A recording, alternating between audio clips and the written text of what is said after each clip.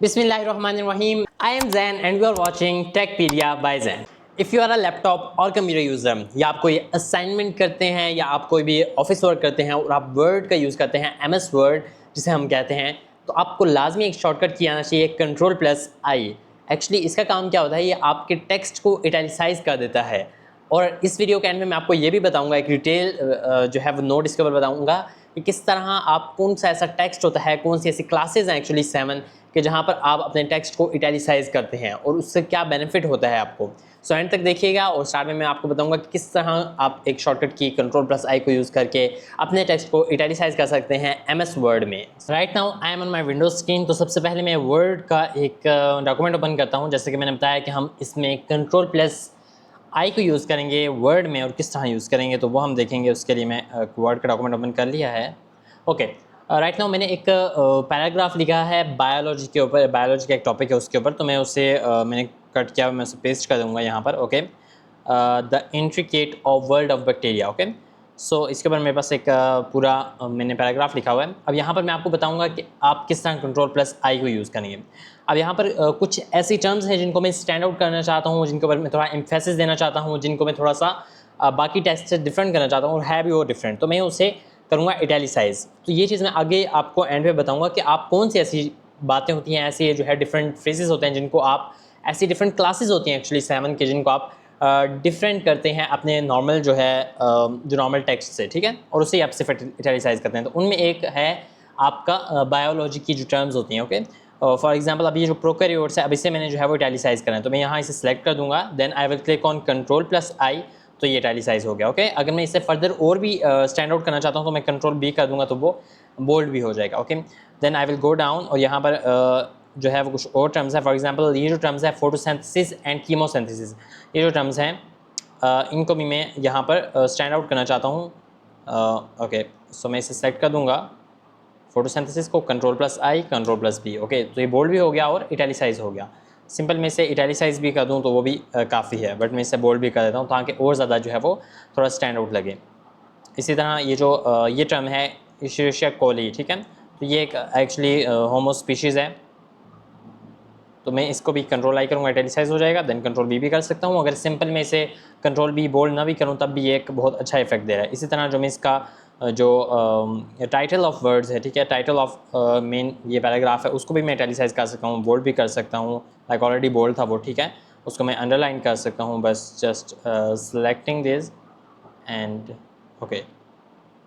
So in this way आप अपने text को स्टैंड आउट कर सकते हैं बाकी टेक्स्ट से और बहुत अच्छा बना सकते हैं, स्पेशली आपने जब प्रेजेंट करना हो by using Ctrl+I and italicising your text. अब नेक्स्ट पार्ट में आपको बताऊंगा कि आप किस तरह और कौन से ऐसे 7 क्लासेस हैं कि जिनको आप इटैलिसाइज करते हैं टेक्स्ट में जब आपके पास काफ़ी बड़ा टेक्स्ट होता है। So I hope so you will like that and check out till end ताकि आपको सारी समझ आ जाए।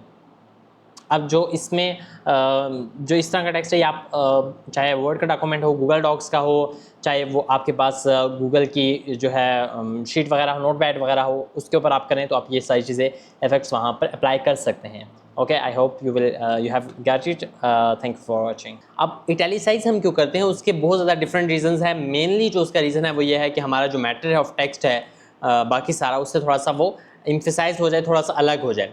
बट एक्चुअल में ये एक डीप स्टडी है कि कैसे, कौन सी ऐसी जगह हैं, कौन सी ऐसी टर्म्स हैं, स्पेसिफिक कैटेगरीज हैं जब जहाँ आप इटैलिसाइज करते हैं अपने टेक्स्ट को। तो आज की इस वीडियो में हम यही देखेंगे कि हम कौन सी ऐसी कैटेगरीज हैं, ऐसी टर्म्स हैं, ऐसी स्पेसिफिक क्लासेस बनी हुई हैं कि जहाँ पर हम अपने टेक्स्ट को इटैलिसाइज करते हैं। और अगर आप नहीं जानते कि इटैलिसाइज किस तरह करते हैं तो उसके लिए मैं आपको एक शॉर्टकट की Ctrl+I वो भी बताऊँगा कि उससे किस तरह यूज़ करके हम अपने टेक्स्ट को इटैलिसाइज कर सकते हैं। So let's get into screen and check out कि ये किस तरह काम करेगा, और एंड तक देखना ताकि आपको सारी वो क्लासेस पता चल जाएं जहाँ पर आप Ctrl+I का यूज़ करके इटैलिसाइज करेंगे और इसकी वजह से आपका टेक्स्ट एक बिल्कुल डिफरेंट लुक देगा, जिससे बहुत ज़्यादा एम्फसाइज होगा आपका text. Okay, I hope so you will like this. Right now I am on my Windows screen. तो सबसे पहले मैं एक डॉक्यूमेंट ऑलरेडी मैंने इसके ऊपर लिखा हुआ है और कि बेनिफिट्स ऑफ यूजिंग Ctrl+I जिसे हम इटैलिसाइज भी सही कहते हैं, उसका क्या यूज़ है।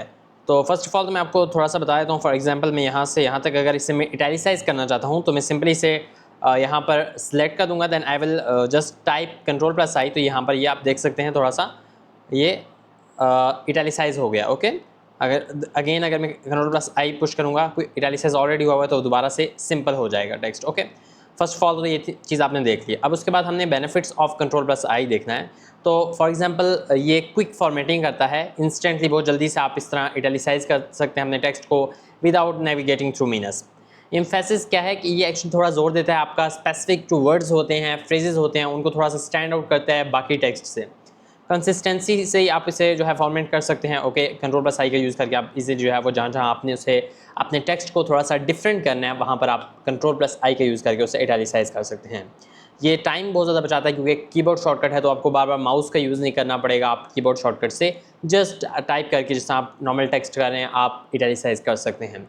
और एक प्रोफेशनल अपीयरेंस देता है जब आप जो है वो Ctrl+I का यूज़ करते हैं, तो आप एक प्रोफेशनल टाइप लगते हैं। अब हम मेन जो हमारा वीडियो का फोकस है वो है कि हम कौन सा ऐसा टाइम है कि when do we italicise our text. एक कम्प्रिहेंसिव इसके ऊपर गाइड है। तो फर्स्ट ऑफ ऑल तो टाइटल्स ऑफ वर्क्स जो हैं, अब मेरे पास यहाँ पर 1 2 3 4 5 6 7 ऐसी क्लासेस हैं, ऐसी कैटेगरीज हैं जहाँ पर इटैलिसाइज हम करेंगे अपने टेक्स्ट को। फर्स्ट ऑफ ऑल आता है कि आप टाइटल्स ऑफ वर्क्स, कोई भी वर्क हो रहा हो तो उसका जो टाइटल्स हैं उसको जो है हम इटैलिसाइज करते हैं। नॉर्मली एक और चीज़ मैं आपको मेंशन कर दूं कि बिफोर सम टाइम ये होता था कि हम अंडरलाइन करते थे, जिसकी वजह से हमारा जो टेक्स्ट है वो थोड़ा सा डिफरेंट लगता था, डिफरेंट उसकी अपीयरेंस लगती थी।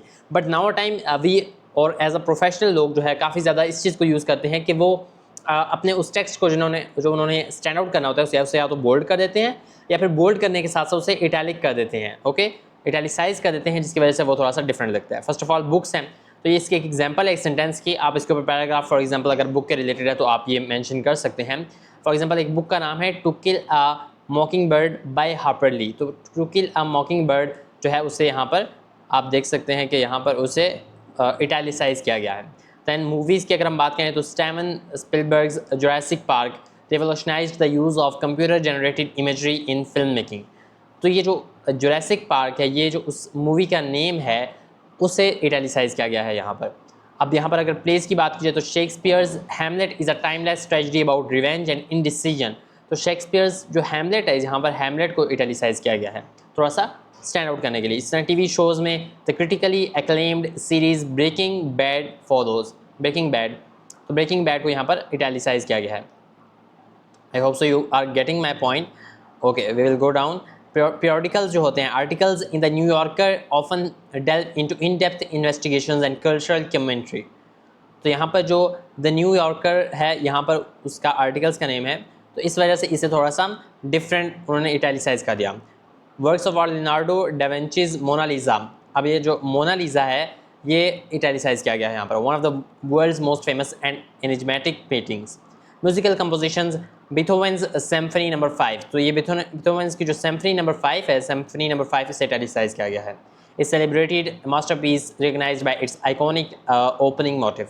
एम्फेसिस, फॉर एग्जांपल कोई हमने जोर देना है किसी बात के ऊपर, italics can be used to emphasise a word और फ्रेज। किसी वर्ड सिंपल या किसी फ्रेज को अगर हमने एम्फसाइज देना है तब भी हम इटैलिसाइज करते हैं उस टेक्स्ट को। But it's essential to use this sparingly to avoid overdoing it. But इसे हम ऑफन यूज़ नहीं करते। अगर हम इसे ऑफन यूज़ करते हैं तो इसकी जो इफेक्टिवनेस है वो कम हो जाएगी। I was absolutely convinced that she was lying.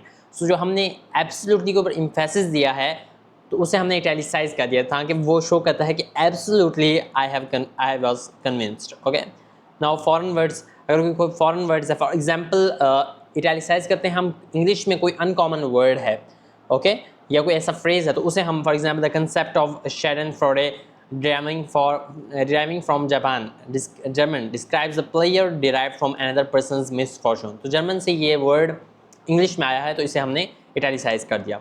इसी तरह जो साइंटिफिक नेम्स होते हैं in biology, for example genus और स्पीशीज़ के जो नेम होते हैं उनको हम इटैलिसाइज कर देते हैं। For example the Homo sapiens एक स्पीशी है, इस species is the only surviving member of the genius Homo. तो यहाँ पर होमो और होमोसेपियंस इन दोनों को यहाँ पर इटैलिसाइज किया गया है। शिप्स, एयरक्राफ्ट एंड स्पेसक्राफ्ट, इनके जो स्पेसिफिक नेम्स होते हैं हर शिप्स वगैरह के, जैसे कि टाइटैनिक जो है वो एक बहुत बड़ी शिप थी और एक इसकी मिस्ट्री है पूरी, तो उसको भी जो है वो यहाँ इटैलिसाइज किया गया है। वर्ड्स एज वर्ड्स, अगर हम एक ही सेंटेंस में किसी वर्ड की तरफ जो है वो मेंशन कर रहे हैं, फॉर एग्जांपल इटैलिक या जापानीज़ वर्ड या इस तरह, तो उसे भी हम इटैलिसाइज कर लेंगे। लीगल केसेस जो होते हैं, for example the landmark case of brown versus board of education, तो ये भी इटैलिसाइज किया गया है। कोई लीगल केसेस हो वहाँ भी हम इसे क्या करते हैं कि हम इटैलिसाइज कर देते हैं उस टेक्स्ट को। बट आपने ये रिमेंबर करना है वही बात जो मैंने मेंशन की थी पहले कि फर्स्ट बिफोर द टाइम यहाँ पर अंडरलाइन कर दिया जाता था उस टेक्स्ट को जिससे थोड़ा सा एम्फेसिस करना हो, but now we use italics. So next time आप जब भी टेक्स्ट लिखें या कोई डॉक्यूमेंट लिखें तो आप इटैलिसाइज करें, उसे बोल्ड कर दें या इटैलिसाइज कर दें। That will have a great impact on your documents or your assignment. So these were the mainly 7 1 2 3 4 5 6 7 classes. बाकी इसके अलावा डिफरेंट भी हैं, उसके ऊपर अगर आप चाहते हैं तो मैं उसके ऊपर वीडियो बना दूंगा, but for now I have these main classes on which you can italicize their text and make your video, make your document stand out of the other. I hope so you will like this tutorial. Thank you for watching. If you find this video helpful, don't forget to like, share and subscribe our channel for more such videos. See you in the next video. Thanks for watching.